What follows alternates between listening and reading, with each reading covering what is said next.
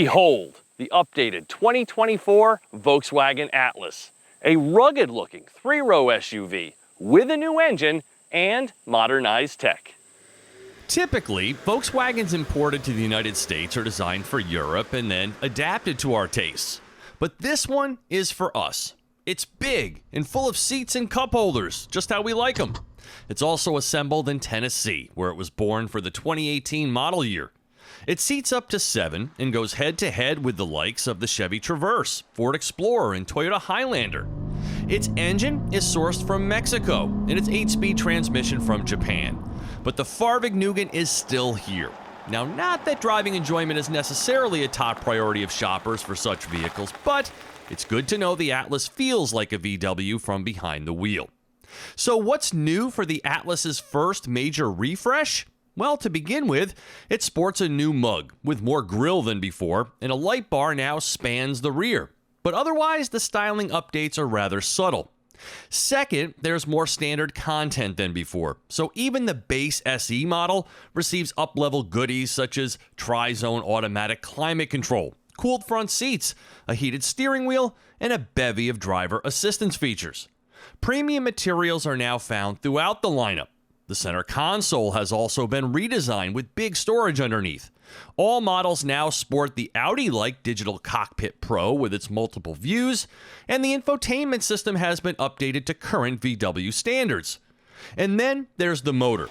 Known as the new Evo 4 version of the 2-liter turbo, it becomes the sole engine, replacing the previously available 6-cylinder and enhancing the performance of the old 4-cylinder engine, now producing 269 horsepower and 273 pound-feet of torque. Notable gains.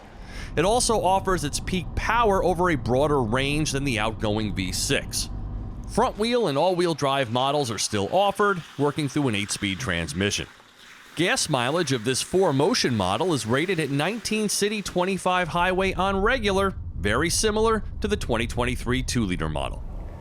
You're really not going to miss the V6 here. I mean, this Turbo 4 is gutsy, and it really fits in well with the overall scheme of the vehicle.